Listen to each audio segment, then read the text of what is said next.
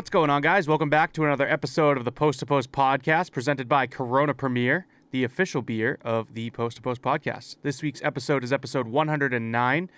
With me, as always, my co-host Matt Small. What's going on, man? 109, buddy. Big episode. I'm doing well. I'm a little tired. It's all right. It's kind of like the norm on the podcast here, but we have a few more trades to talk about for the trade deadline because we recorded last Thursday and Friday was the deadline, so maybe a handful more to talk about along with some other news. And yeah, I'm ready. I'm excited for this episode, buddy. Yeah, we got some 3 p.m. moves from last Friday to cover, so this is going to be old news for some of you guys. Some new faces on a lot of your teams lately, so you can, you got a good feel for how they're slotting into the lineup now, and we can get it started off today with the Chicago Blackhawks. They traded forward Max Domi and goalie Dylan Wells to the Dallas Stars in exchange for goalie Anton Khudobin and a 2025 second-round pick. Yes, it was interesting. I actually do like this for the Chicago Blackhawks. Yeah, they're getting a good goalie as Antoine Khudobin, and they're looking for picks because the whole team's going through a huge rebuild. So the second round pick for 2025 is going to really help them out. For the pickup for Dallas Stars, Dylan Wells, I actually really like Dylan Wells. I think Dylan Wells played for the New York Rangers. I don't think many games because he was just a prospect, but I do like him as a prospect goaltender.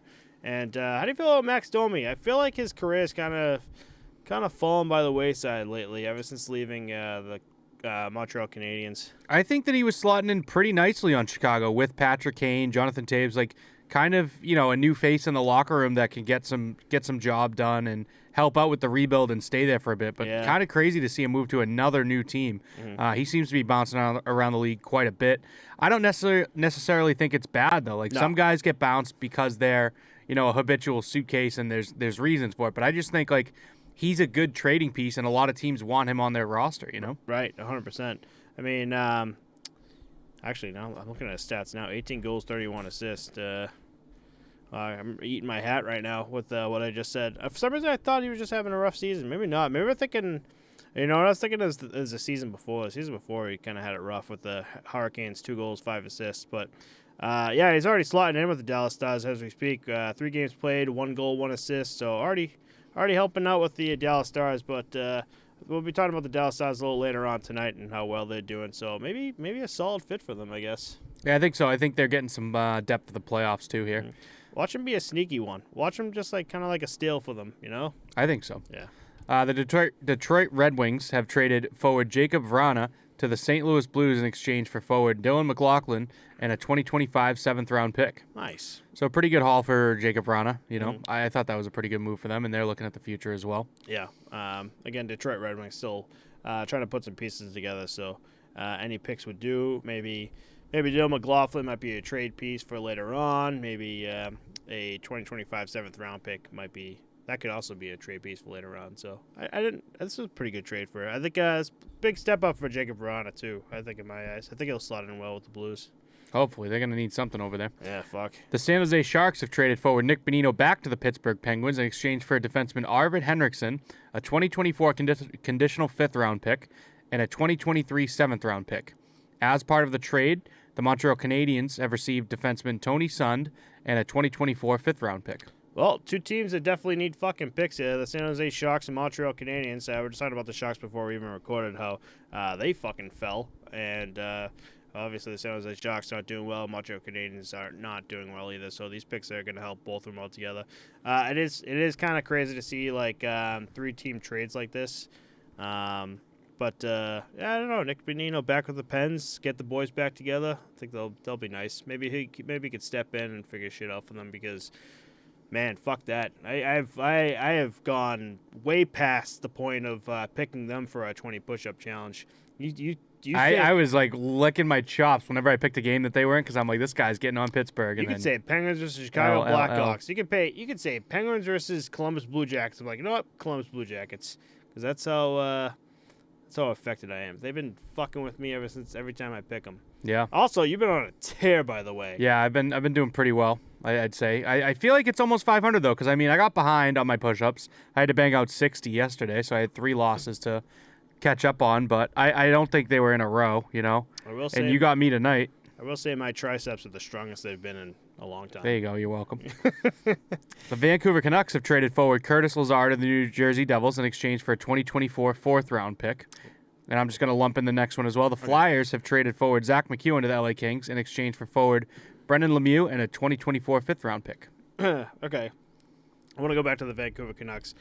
2024 fourth-round pick, perfect for the Vancouver Canucks. Curtis Lazar, he was great for the Bruins, or okay for the Bruins, I should say. But he's become one of those players that just been bouncing around a bit. Yeah. As for the Philadelphia Flyers, there, Zach McEwen for Brendan Lemieux, both haymaker, both fighters. So it's just pretty much fighter for fighter and a 2024 fifth-round pick. So I didn't mind this trade whatsoever. I think it was a solid, like, 1-for-1. And, yeah, but like my thing is like they kind of both do the same job, fill the same role. I think Lemieux brings a bit more of like the grittiness and like the kind of grime of the sport. So I don't know if they really want that. Mm-hmm. And I think Zach McEwen has a higher ceiling, but they definitely need that pick. So maybe that's what they were looking at it for. You know, maybe 100%. 2024. Maybe a change of pace for both guys too. Maybe, yeah, but I don't know. We'll see how it slots in. Definitely not stats wise. We're gonna be looking at PIMS with these guys. Yeah, the San Jose Sharks have stayed very active this deadline day. Oh, yeah. They traded forward Vladislav Nemesnikov to the Winnipeg Jets in exchange for a 2025 fourth-round pick. Nemesnikov has now played for 8 teams in the past 3 years, and he also now holds the records for most times being traded on deadline day at 4. Oh, man. This dude just can't stay on a team whatsoever. Yeah, it's nuts. Oh, I man. feel bad for this guy. Having to pack up and move his family 8 different times, you know? Yeah, it's rough. The whole Jonathan Quick thing made me realize how rough that would have been, how rough things can be. I brought up the fact that he was there for 16 years with the LA Kings. I'm like, Jesus, it's been that long already. But it's crazy that like these players like find a house, they have children, they have a family, they've created like this home, and then all of a sudden it takes like one phone call from the organization to be like, hey, you're going to Boston. Like, you're going somewhere else. We're like, shit, we got to figure this out. If you're a single guy, not so bad. If you're a single guy, like, young guy that's kind of used to getting bounced around, kind of moving around, I'm sure you're used to it. But for older guys, like Nemesnikov, I think no matter what, getting traded kind of sucks, no matter who you are. Right. But kind of rough for Nemesnikov here, but maybe he'll see this is the team. Maybe this is the team. We'll see what happens. If not, you got, what's that, 24 more teams you can pick from? 24 more teams? Yeah. Let's go. You got plenty of teams to choose from. They'll give you a go. A couple small ones I'm going to lump in together again. The Montreal Canadiens have traded forward Nate Schnarr to the LA Kings in exchange for defenseman Frederick Allard.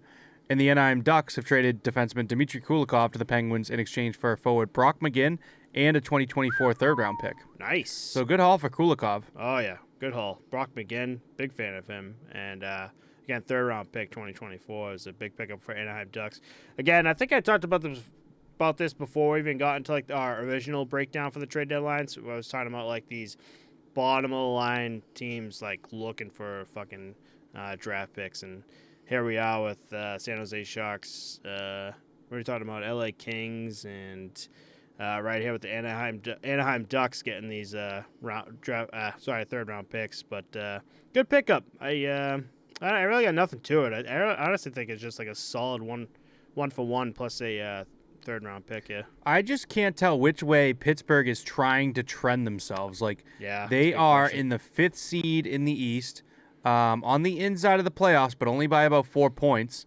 And it's like, are they really going to buy in with Bonino and, Kulikov to try and get this done? Or are they, kind of transitioning towards the rebuild, like get ready for the future kind of thing, Yeah. So I still can't really tell what they're kind of leaning towards yet with the trade deadline. It's like they're there, but I wonder if they're just like, we're not fully there. They are not going to be able to make it out of the East. No. I don't think. Fuck no. No. Oh, no. It's going to take a miracle, like Montreal Canadiens style, Oh, 1,000%. Yeah, if they make the playoffs, that's going to be a quick fucking first-round exit for the Pens. And I think they know that. I think as the organization, maybe they already know that, and they're just like, all right, we gotta look to the future here. If we make the playoffs, let's try our best, figure out how the boys do, and go from there.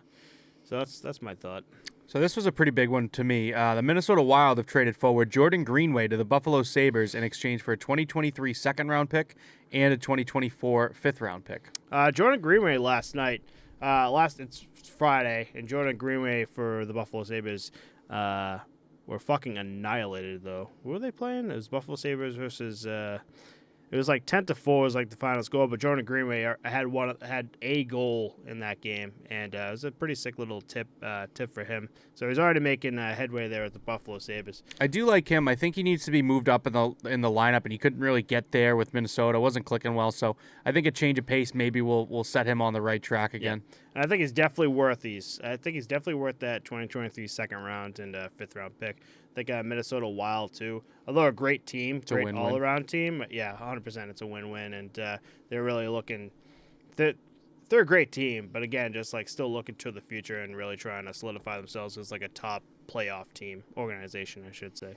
But yeah, I love Jordan Greenway. What's your take on him? I do too. I do like to watch him in the lineup. Yep. I feel like he's got a little bit of grit to him. Like he's not the finesse guy that's gonna score some flashy highlight reel goal, but kind of just clocks in, clocks out, gets the job done kind of guy. Yep. Got a couple small ones here. The Buffalo Sabres have traded defenseman Austin Strand to the Anaheim Ducks in exchange for defenseman Chase Prisky. The Toronto Maple Leafs have traded forward Dryden Hunt to the Calgary Flames in exchange for forward Radim Zahorna. So I don't have anything on that. I want to say that these guys are just like kind of prospects coming up in the lineup. Yep. Even for this next one, the Dallas Stars have traded forward Jacob Peterson to the San Jose Sharks in exchange for forward Scott Reedy. Yep. So we can just keep this one moving if you want. Keep it going. Yep. The Red Wings have traded forward Oscar Sundqvist to the Minnesota Wild in exchange for a 2023 fourth-round pick. Interesting for Sundqvist, yeah. Again, so coming in where Greenway was going out, and they moved their Minnesota basically moved their pick in the fourth round up to become a second round with the Greenway trade. Yeah, isn't that fucking crazy? So like piecing the couple trades together. Yep. I think that's good. I think Sundqvist is a good filler guy in your roster, and maybe he can have the change of pace that Greenway needed, etc. Yep, and the Red Wings are a team, though they don't seem like that.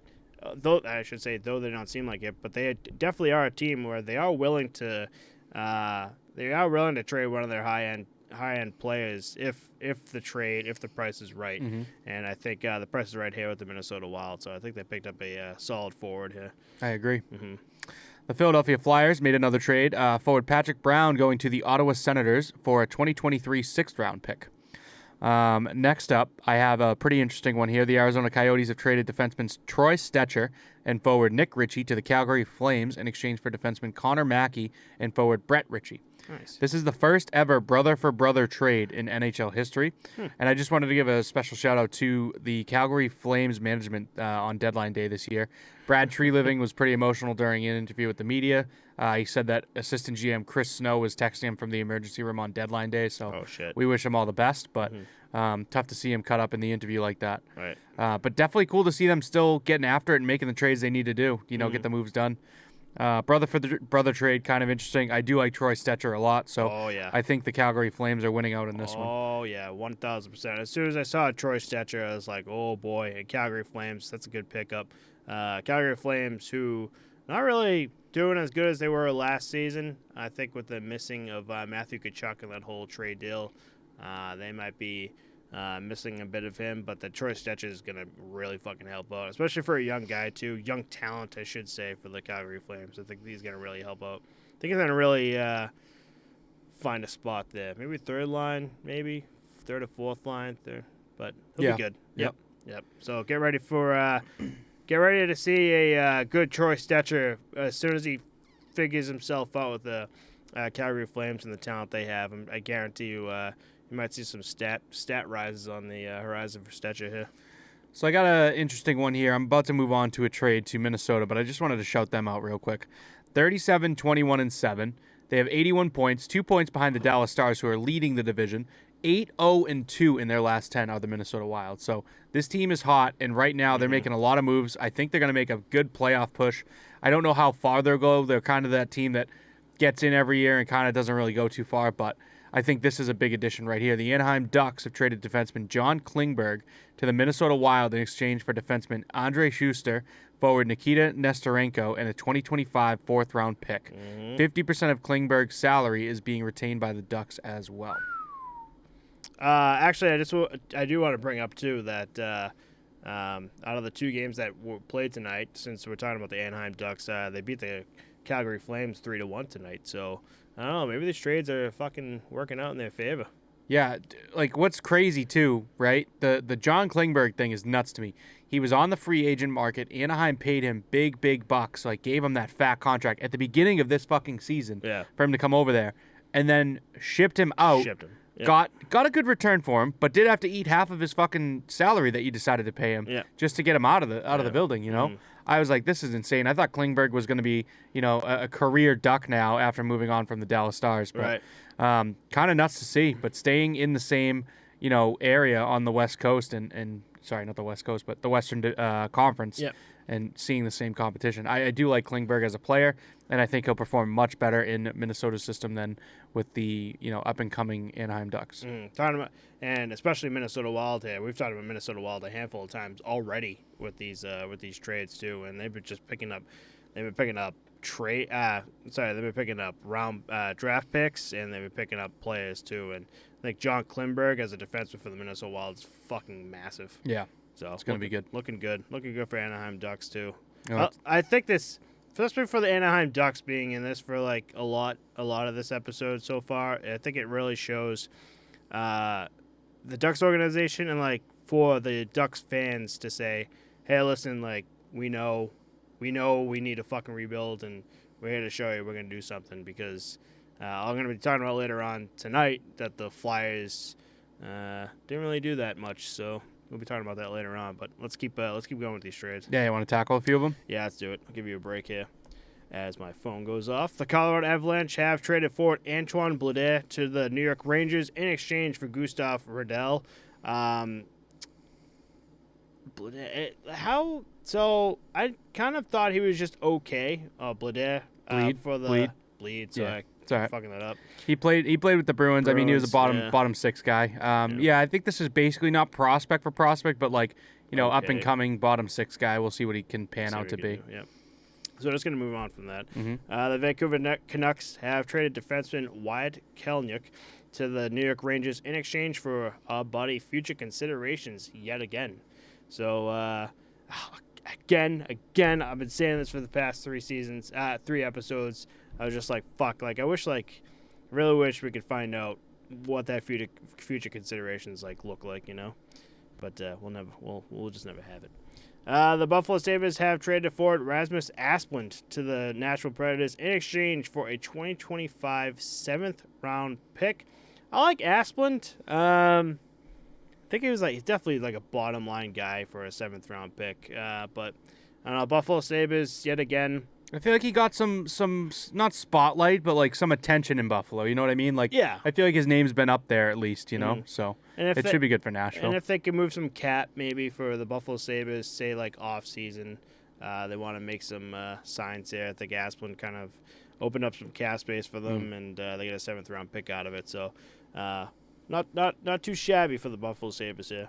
Moving on, the LA Kings have traded forward Austin Wagner to the Chicago Blackhawks in exchange for, yet again, the future considerations. Yeah, I gave you a kind of shitty run of trades there, but we rounded those out. We do have some signs to cover too, but that basically wraps up the NHL trade deadline. Kind of interesting this year. I feel like this was a very active trade deadline, more so than usual, but I also think that a lot of it came ahead of time.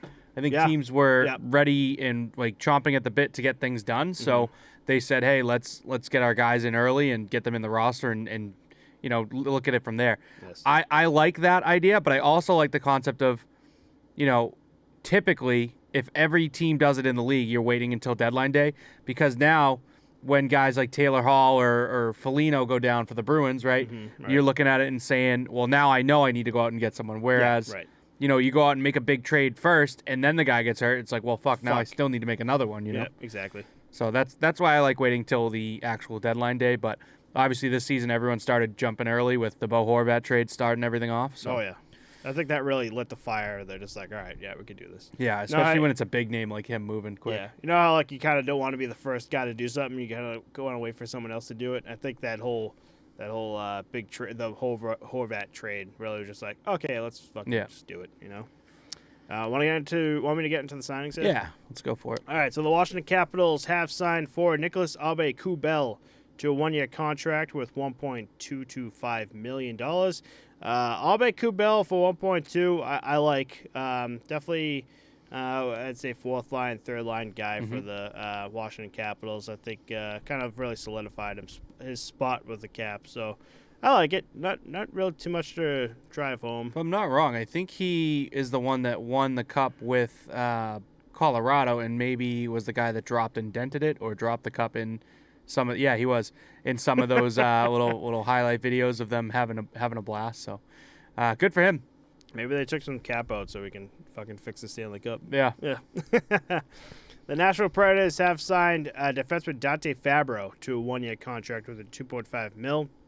If you're a Nashville Predators fan, Fabro is a solid defenseman that kind of doesn't get much spotlight because he's one of those team guys that doesn't want the spotlight, I guess I should say. Like I feel like a lot of defensemen don't. Like, if you're not the guy that's snapping the puck up, getting up there offensively, like, you kind of want to fly under the radar. You want to be I'm on the ice, nothing happens, I'm off the ice, and, Dante Fabro is a solid player that he's got some speed to him. He can break up the puck. If he's that defenseman that's going to be right there with any guy coming into like blue line, or just being a solid like blue line player, making some plays there too. So good pickup, good signing, I should say, for the Nashville Predators. And another Predators signed here too. They also signed goalie Kevin Lankinen to a 1-year deal with $2 million, which says a lot because Kevin Lankinen's been with them for 2 years? Do you have that at all? Was it last year or 2 years ago Kevin Lankinen came over? So a good pickup. I think Kevin Lankinen's a solid backup for UC Saros. So I think that tandem has been fucking great for him, especially with what am I trying to say here? Especially with like the whole UC Saros and Pecorine tandem splitting up, and UC Saros becoming the starting goaltender. Then you got Kasimir Kaskisuo was like the third string. They're trying to figure shit out, but I think Kevin Lankinen coming over from the Chicago Blackhawks has really made an impact with the Preds organization, and $2 million for him seems to be pretty good. Yeah, he came over at the beginning of this season, 14 games played for the Predators, a .922 save percentage, a 2.58. So that's pretty good, really good for the modern NHL, I'd say. Yeah, so really looking good for that just tandem, just in general. So, and the last couple signings I have for you guys too. This one's kind of interesting. The Vancouver Canucks have signed a pair of defensemen to a couple contracts, so you don't really have all the details on yet. I don't even know how to say this guy's name. Guillaume? I don't know. Brisebois to a 2-year contract. The cap has not been disclosed yet of how much he signed for. And they also signed Kirill Kudryavtsev to a 3-year entry-level contract. Same thing. There's no numbers on that yet, so that's how new that news is. Usually when you see entry-level, that dude's going to be sent to the Bond, which is Iowa Wild. Actually, it's not the Iowa Wild. Oh, no, I'm talking about the Vancouver Canucks, sorry. But Guillaume Brisebois, wasn't he like fourth line? I thought I had that up on my fucking thing. But yeah, regardless, a little good signing for the Vancouver Canucks, who are just one of the teams that are also hurting with like IRs and shit. So maybe a guy that they could just like kind of rely on and just try to finish out the rest of the season with, But ready to finish this up and get into some news here? Yeah, I got one quick injury update too. Anaheim's goalie Anthony Stolarz is going to miss the rest of the season with a lower body injury, so that kind of sucks to see right after all these trades and moves that brought in some picks and stuff, so they are just tanking for Bedard. Let's see what happens here. Imagine that, dude. Bedard Zegras, just all pissed off, minus 100 goal differential. No defense, just all offensive firepower. Offense. Don't need it. Just all right, so I got one of the new trades we were talking about, guys filling into their slots and getting familiar with their teams. We had Tampa Bay versus Buffalo the other night. This was awesome to see. Tanner Jeannot making an impact immediately for the Lightning as he just dropped Riley Stillman of the Buffalo Sabres. First fight for the new team under his belt, and he just bodied the guy. Like, literally, they were like waving for help from the bench. It was fucking kind of scary. But it was good to see Riley Stillman got up and took care of it and got back. I think he might have got back out there for the game too. I forget. Yeah, I talked about when we talked about the trade breakdown for Tanner Jeannot. I said this dude's a fucking gonna be a big body, and the Lightning definitely got him. We got Pat. They have big bodies throughout. Tampa Bay Lightning just has big bodies, just in general. Yeah, I think I saw that they are statistically the heaviest team in the NHL with an average weight of 207 pounds. Fucking wild. Yeah.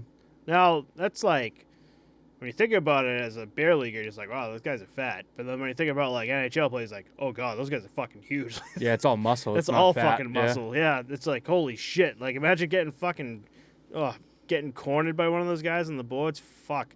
But good on Tanner Jeannot here. Really be like, I'm here for you guys, and let's fucking get things going. And holy shit, is he just like he's rocking out, man, from one team to another. Be like, let's drop the gloves. It's I'm gonna show you what for, you know. Yeah, so, putting his body on the line right away. Yep. It's good to see. Love it. This one kind of flew under the radar, honestly. So Vancouver Canucks Quinn Hughes is officially the fastest defenseman of all time to reach 200 assists, doing so in just 263 games played. Kind of a sneaky 200 assists. Like he kind of did that all under the radar, I'd say, you know. I think defensively he's driving the offense and running the power play at that point, right? Well, I think for the Vancouver Canucks just in general, we all kind of we lean on the negatives for the team, not so much the positives for the team, which has been their I don't think so though. Like Elias Pettersson, Brock Besser, like there's so much potential. JT Miller, they have so many studs. Like the future looks so good. It's really just about, you know, waiting it out. We did pump up their tires when we did that team breakdown before this season, and we're actually looking at their what am I trying to say? Just kind of like their roster before we even recorded, and it's like 8 guys just like on IR. Mm-hmm. But then when you look at their roster, you're just like, wow, they have like these guys that like actually like putting in work, and they have the assists and they have the goals. I'm like, what the fuck is going on? But then you look at goaltending, and you're like, oh god, Spencer Martin, Thatcher Demko's out injured, and then you have who's the third string there out now? But it's just holy shit. Do you blame goaltending it now at this point, or just an all around team situation? It's all just a dumpster fire. It's bad. I don't get it. Go. If you're a fan right now, go on your phone right now. NHL.com. Look at the Vancouver Canucks. Look at their roster, and be like, how are they fucking so bad this season? Like I just don't get it. But here we are, and they got to figure something out. But good for Quinn Hughes here. I think in a way, just kind of like a light at the a light in the dark, I should say, for the Vancouver Canucks there.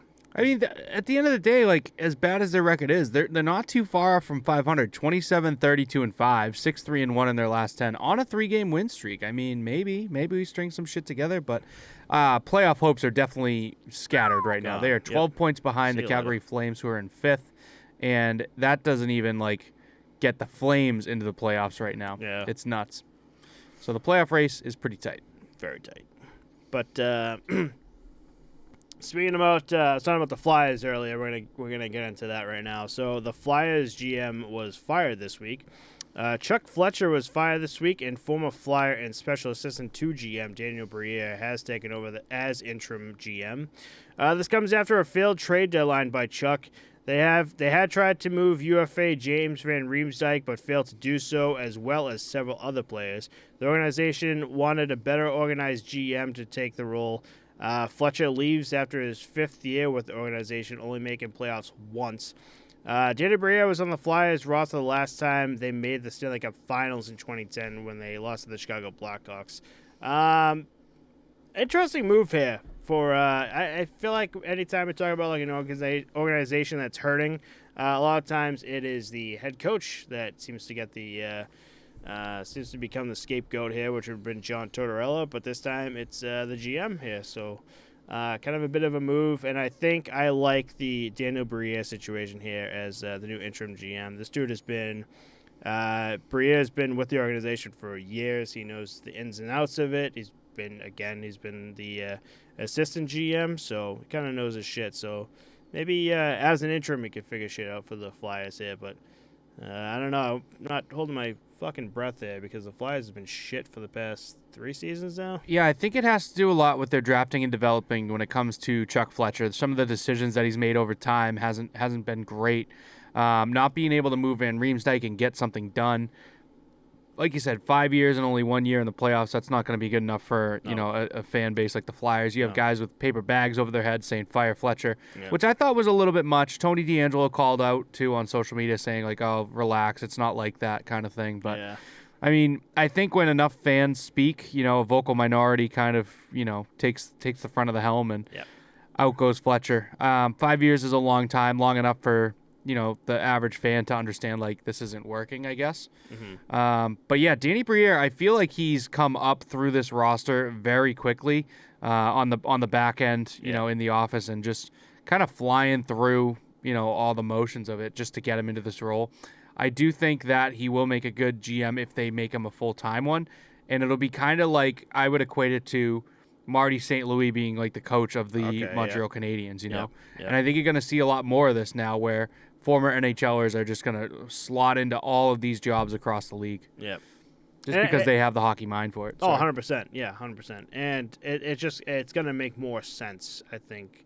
I think when you mix, what am I trying to say? When you put like business mindset into a hockey mindset, it's different.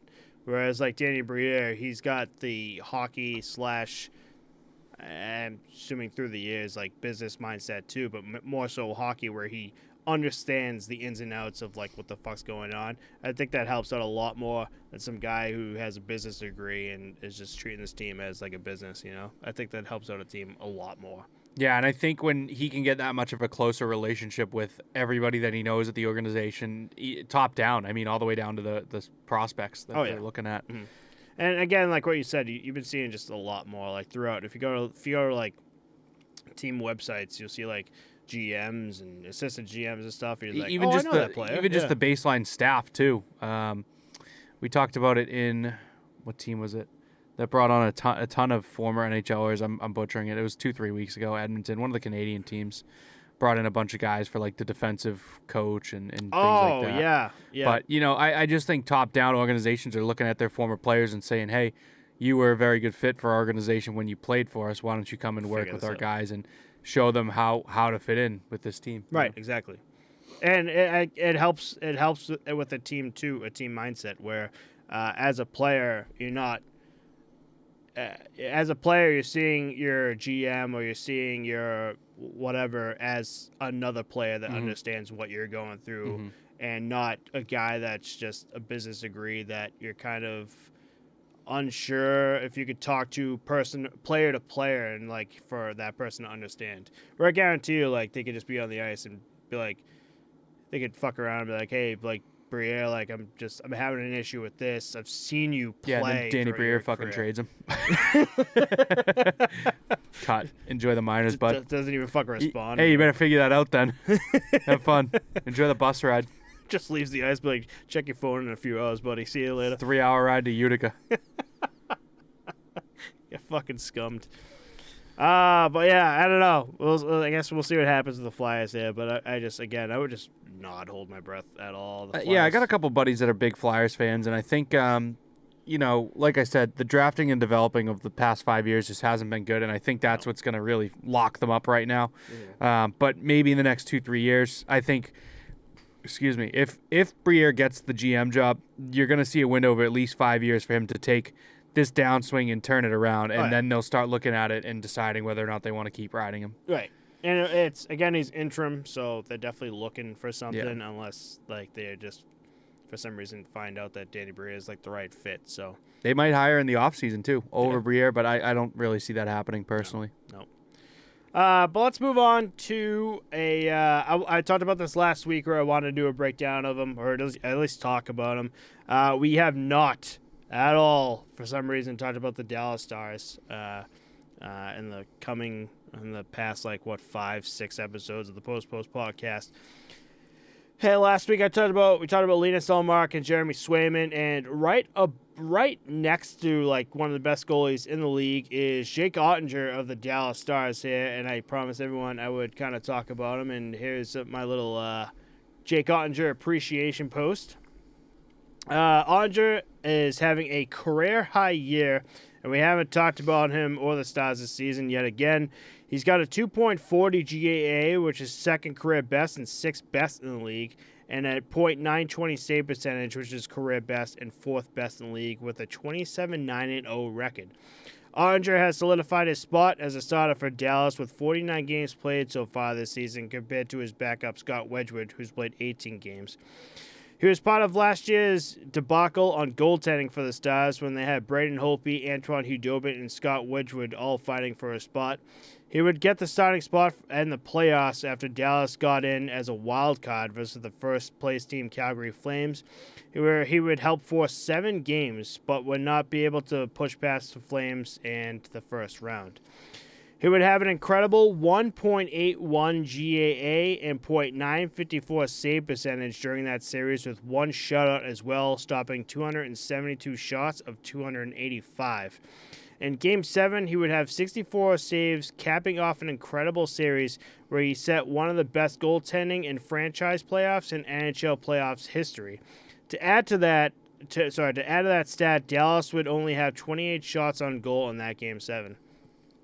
I've talked about how good defense and offense helps boost the confidence of goaltending, but it goes both ways.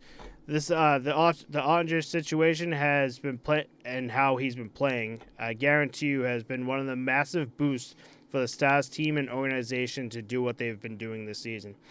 Get ready for a team and goalie that understands what it takes to win a playoff series this year that didn't get in by a wild card, but by being the best team in the Central Division and 7th overall to finish the season strong, and to show the league how far they've come since last year's first round exit in the playoffs. That $4 million AAV Oettinger's getting is looking like a steal for the Dallas Stars this season. And again, last week I wanted to talk about him, but I never got around to it. And I think Oettinger has been straight from Boston University, has like really fucking solidified his spot. And I actually forgot about, when I was digging in a little bit, I was like, oh yeah, that's right. They had fucking like 5 goalies all fighting for a spot. Braden Holtby got out injured, Antoine Hudobin, Scott Wedgwood. They picked up Scott Wedgwood in the middle of it. You're like, all right, so what the fuck's going on? And here's Jake Oettinger just like, all it takes is really like a playoff series for like an organization to be like, oh, damn, dude. Like, all right, yeah, we could see you as the future of the organization. I think it was more than just that. Going into the playoffs last season, he also played 48 games. He's played 49 now this season. So this guy's workload is fucking insane. Mm-hmm. Last year, 48 games in the NHL, 10 games in the AHL for a total of 58, 2.53 and a .914. So a little bit worse than this season, but just that massive workload. Like, you don't usually see, like, here's our starter, the backup's going to get like 20, 30 games. Like, that's crazy to me. Nuts. To just give him that kind of workload, $4 million for that. Like, I think that's great. But I do feel like eventually, like, he's gonna have to come back down to earth. I think, like, you can't just ride a guy 50 games a season and then expect him to go on a massive playoff push to bring you guys to the Stanley Cup Finals. Right. You know, there's maybe been a handful of goalies that could fucking do that in NHL history. Is Jake Oettinger the guy? I don't know. But yeah, dude, he is just putting in fucking work for the Dallas Stars, and you're definitely seeing it right now with how good they've been playing this season. It's been unbelievable. From last year, wild card spot to, like, again, one of the best teams in, like, the West, and seventh as a team overall in the NHL is kind of a fucking crazy 180 for this Dallas Stars team, just in my opinion. Yeah, what's nuts to me too, like we've talked pretty poorly about the West, about how weak it is, and compared to the East, but like these teams are starting to heat up. I talked about the Wild earlier, 8-0-2 in their last 10. I got the Kings 7-2-1 in their last 10. The Colorado Avalanche are coming back and getting healthy, 6-3-1 in their last 10. I think those guys are going to start to catch their pace, get their stride. The Kraken are still maintaining. The Golden Knights are still maintaining. Like, it's a very tight race out West now too. But it's really just the top 8 teams are in and the bottom 8 are out, in a sense. You know what I mean? Yeah. Like, there's not a lot of wiggle room. Like, and same thing in the East. Like, it's really starting to separate, like, the men from the boys, per se. So yeah. I think, like, it's really going to come down to, like, do you care that much about your seeding towards the end of the season that you're going to play Jake Oettinger and not rest him? Right. Or do you rest him, drop a couple seeds, and now get ready to ride Jake Oettinger in the playoffs and hope that he can beat a better team than you would have been matched up against if you didn't rest him? Right. So I don't know. And I love Scott Wedgwood. I think Scott Wedgwood, he's been bounced around the league just in general, but I think he's just a solid backup just to have. He's not a starter by any means, but just a solid, very positional backup to have. But here's my thought when we're talking about a guy who's played, Jake Oettinger, who's played like all these games. Like, what happens when he gets hurt? Like, what happens now? You're shit out of luck, and you turn into the Vancouver Canucks. Yeah. Don't you think? Yep, I think so too. That it's like that Thatcher Demko situation that they have in this year, where Thatcher Demko went unhurt, and hey, you fucking scrambling to get something going. So, I think that's why the majority of teams in the NHL are now a 1A 1B tandem. Oh yeah, 1,000%. It's not like. No, it's not feasible. Yeah, exactly. You can't whatsoever. Like, you gotta rely.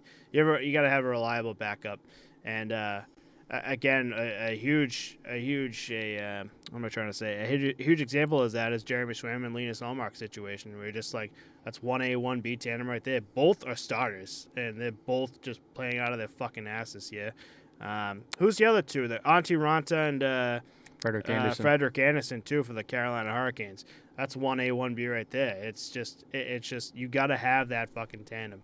And again, like what I said with Scott Wedgwood, he's a solid backup, but he's not a starter. So if Jake Oettinger seems to get hurt or something happens, you might see a Dallas Stars start to struggle here. But just an appreciation post just for him in general, because I hope he doesn't get injured at all. I'm not hoping anything bad for him, but just in general, his career, just ever since like leaving BU to come to the NHL, has been fucking unbelievable. And within 3 seasons with the Dallas Stars, he's really fucking solidified his spot and is just taking that starting spot.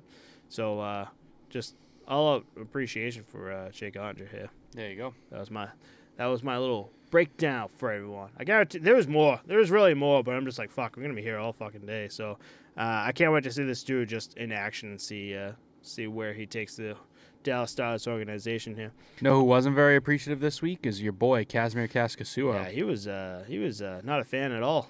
Want me to get into that, since he seems to be my boy? All right, so Kasimir Kaskisuo, if you guys are not aware, Cass was he's big on YouTube. He was during COVID, he was the taxi cab third string backup for the Nashville Predators, and I think that's where he kind of gained his fame with YouTube. But he's in the Swedish Hockey League, and in a game that he had last week, he threw his water bottle at a referee and hit him in the back. Kaskisuo was suspended for 5 games, again in the SHL, for the incident. MLB scouts were appreciating how accurate that throw was, because holy shit, I don't think he even looked. I want to say that it was inaccurate in the sense that, like, he just chucked it and then he was like, oh, fuck, it's going to hit him. You know what I mean?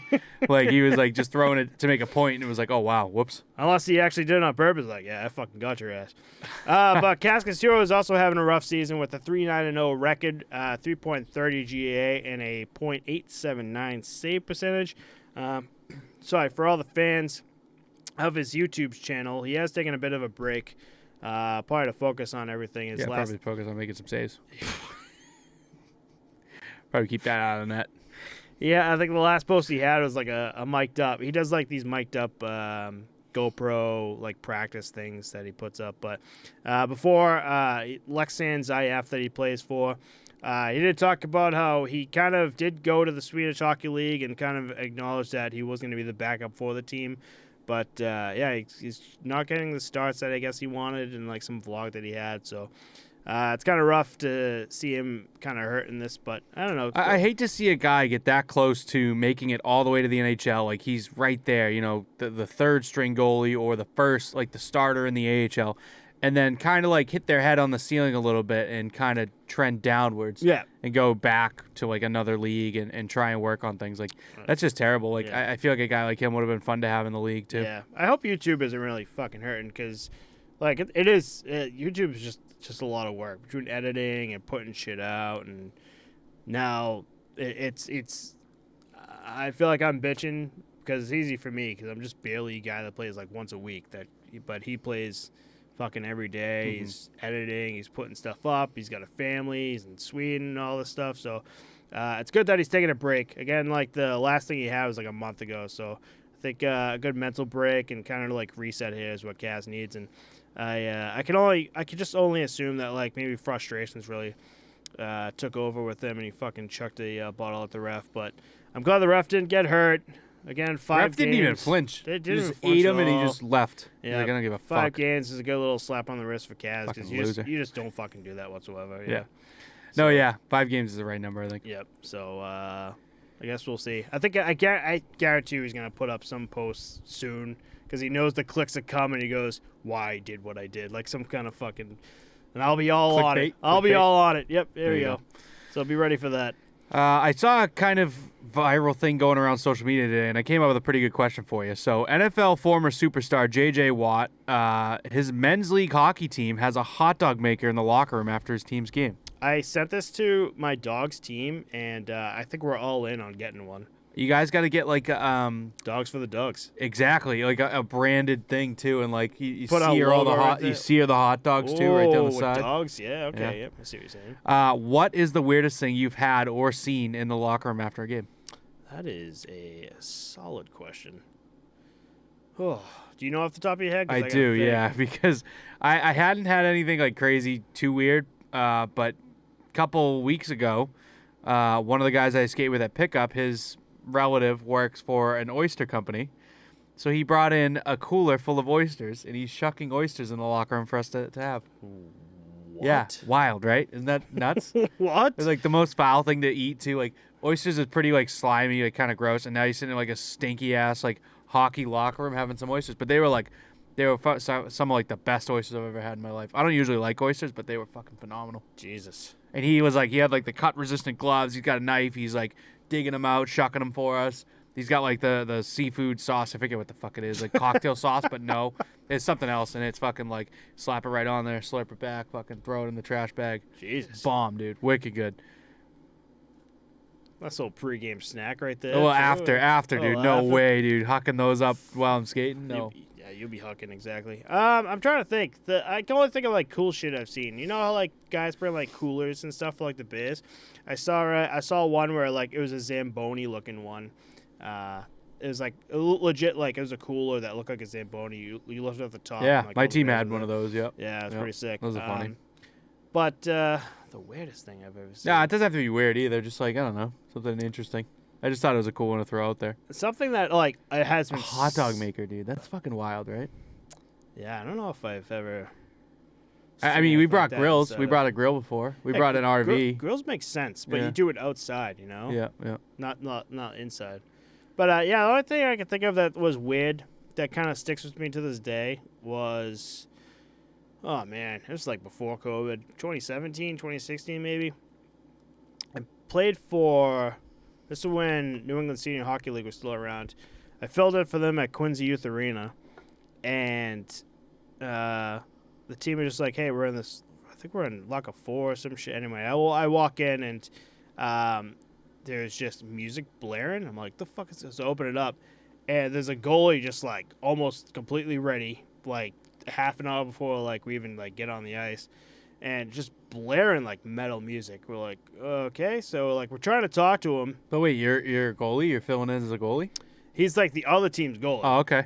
But he's for some reason in our locker room, and Yeah. we're like, okay, well, we're just kind of like the team's in the other locker room. He goes, I'm just gonna stay here. I'm like, okay. So I'm just getting ready. We're like, it's men's league, so just And like he's got a just speaker, or has he got headphones? He's got like a Bluetooth speaker. Okay. Everything's fucking going. Yeah, So we're yeah. trying to talk to him. We're like, hey.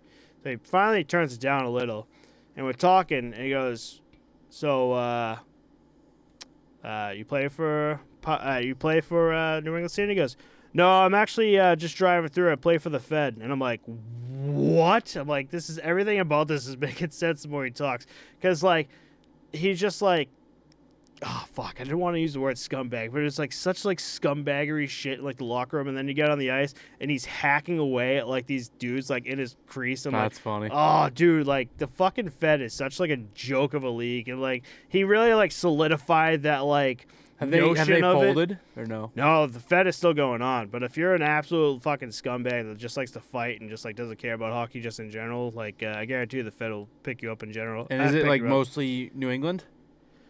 No, they're all around. Like when I say all around, I think there's like teams in like Ohio and shit Yeah. that you like travel to. But it's a big fighting league, and this dude was definitely part of it because, again, like, we walk in and, like, Disturbed and Slipknot's fucking playing. We're like, the fuck is this dude? And then he was like, yep, just travel The fact through. that he wouldn't even move over to Wouldn't like, even move. That's We're just mind. like, That's mind Jesus games and a fucking half. Christ, he And goes, then he's yeah. hacking you out there. Like, what? You gonna come get changed with us after? Yeah, and he's like, I remember at one point, it was during warm ups. I'm just like, I saw like a puck just kind of fly through me, and he's like shooting pucks down like my end into the net. And I'm like, what the fuck are you doing? Like, do you not understand? This is like, Yeah, he does. He wants to fight you. I should have. That's funny. Should have. But yeah, that's the one thing. It's not crazy, I guess, but it was something that like has just stuck with me ever since. It's just an incident that just like will just not leave. I'll be on my deathbed, be like, hey, remember the fucking time that dude from the Fred came over? But that's my thought. That's nuts. But I will add we've literally been thinking of putting like the dogs, because we're all fucking fat old guys now, so we're talking about just like getting that thing fucking. You guys should ready make to go. alternate jerseys that are like our cartoon face with like arms and legs, hot dog. Oh no, we've already considered Yeah? this. Yeah. It's gonna be an alt Those are cool. jersey. You know how they have the stripes? It'll be red and yellow for Yep, mustard, ketchup and yep, mustard. Maybe some green for like relish or Yep. some shit. Yep. But that's all I got. Maybe I'll think of something. Maybe I'm forgetting something. We're gonna finish this up. It's gonna be like 2 a.m. We're gonna be like laying in bed like, oh my God, I remember that now. But yeah, nothing crazy for you. I feel like all the crazy shit happened after, especially during like tournaments. Like, you go outside in the parking lot, you start looking around and be like, oh, there's some crazy shit going on right now. Yeah. There's some dude shit face just like breakdancing in the parking lot. I skated with a guy that was so drunk, like when he was a goalie, when they would take shots, he would literally like fall over just trying to set to like make a save, and he had to have the pro shop employee cut the laces off of his skates because he couldn't untie them when we were done skating. So that one's pretty good. I feel bad about that one, but he's doing better for himself now.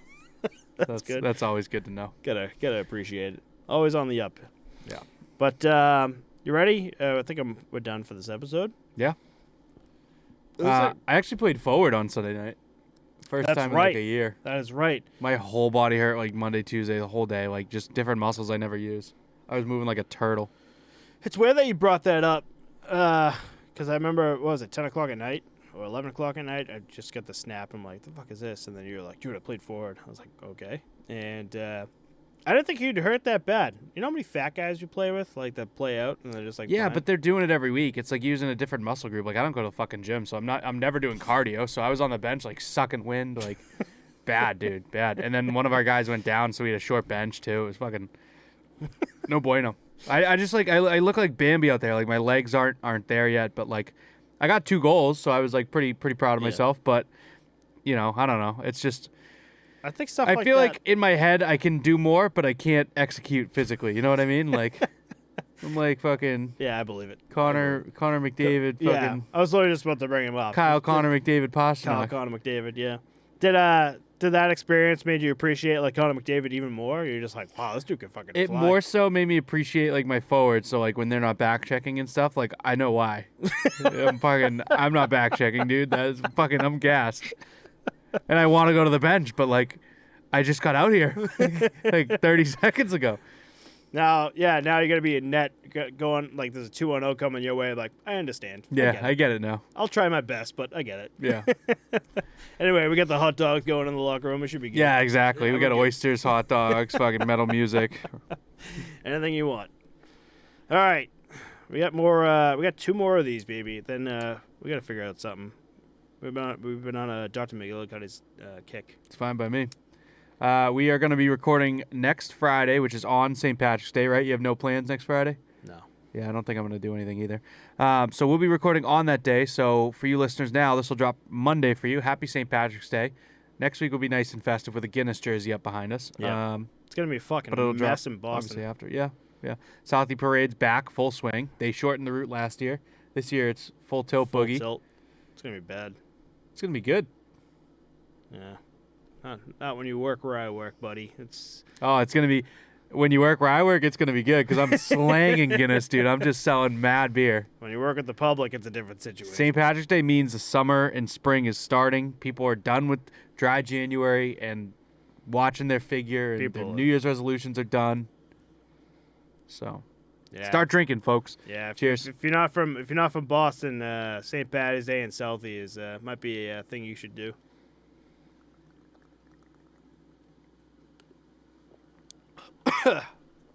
Maybe like a one-time thing. I think It's definitely like not a bucket list thing, but it's like something to check out. Like, wow, they get away with this?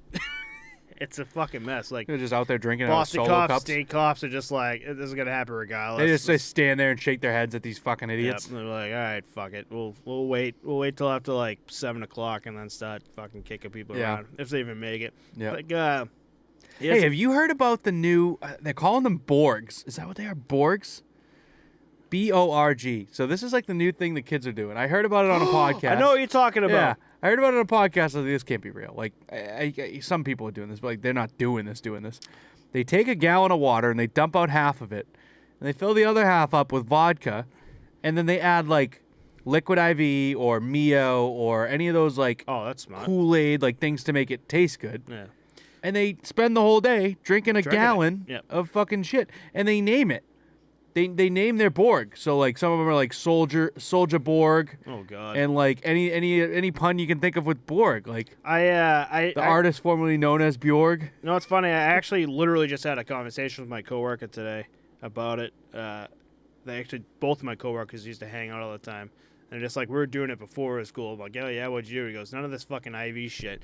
He goes, he'd get like those gallons of like juice and Party Punch, is that what he's gonna go with? right, or Yeah. whatever, yeah. But they would Jungle have juice. They would need 2 different color juices so they know which one was what. So they would pour half of that out and then fill the other one with gin. So like Oh yeah, one's gin, half one's gin- vodka. No, just fucking gin. Yeah. So like both of them just drinking gin, and I'm just like, did you guys survive? He goes, dude, by like 3 hours into it, we're just like, it was just a fucking mess. And he, I didn't even know this existed until they brought it up, and then they were telling me the story about this. I'm like, Yeah. God damn, So what's I guess- worse, this or Four Loko? Remember Four Loko? Four was a Loko was fucking worse, mess? but at UMass Amherst, I guess they had like 20 ambulances go out because people were fucking ripping those things. Slamhurst, baby. Just, I don't know. Zoomass, Slamhurst. Zoomass, Slamhurst. Slamhurst is like definitely the party school, so Oh, yeah. I wouldn't. But it's gotten a much better reputation for an education too. Like they're actually like, it used to be the one that's like your safety school. Like they're definitely gonna fucking accept you. You can go there, you know. But now like they're actually Yeah, good school. selecting and getting good. They have good sports teams too. So yeah, just kind of cool to see. Yeah. Yeah. Yeah, you might see, now that you said that, you might see a lot of that. in Our guest Southie. that we had on, Paul Varley, told me too. You're just asking about the Four Locos. They're illegal in the United States, the old ones, right? They discontinued them. You can't have them Can't anymore. have 'em anymore. They still have Four Locos. There's no caffeine in them. When he was in Mongolia and Ecuador, these other countries, they're still around. Oh, yeah, that's not right. So he's like, I can get you one if you want. I'm like, I kind of want one, but like, I don't know if I'm going to drink it. You know what I mean? Just to have one yeah. on me. Well, those countries don't give a shit. But also, like, the countries are also full of people that just, like, know when to stop. Meanwhile, we're in Boston, we're full of people just like, keep fucking going, buddy. Yeah. Can you think still? Yep. Dude, yeah, again, for anybody not in Boston, if you ever get the chance, St. Patty's Day parade in Southie is fucking huge, and you're going to see some crazy shit. Like, I have never gone, and I don't think I ever will. like New Orleans strip type of shit. I remember like walking through and there were like fucking 14, 15-year-old Southie kids just like passed out in the streets. Like the bars all around, they were just like packed. I'm like, all right, well, it's going to be my first and last time doing this. yeah, but the never cops- did it. Don't think I will. Like you said, the cops are just at that point. We're just like, we can't do anything. Yeah. We're just going to let them do whatever the hell. But yeah, when you work at the public like I do, now you don't like it as much because now you got to deal with all the drunks and the fights and the puking, and not for me. Yeah.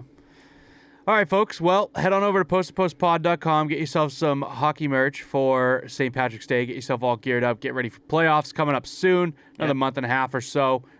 Schedule shrinking. Thanks again to Corona Premier for sponsoring the podcast, our official presenting sponsor. Check 'em out. 2.6 grams of carbs, 90 calories. Pick them up at your local Packy. Crushing them today. They're fucking really good. Going down like water like they always do. Mm-hmm. And thanks, everyone, for listening. If there's anything you want to see us cover next episode, let us know. Our links are in the description, and we'll see you all next week. Bye, guys. Peace.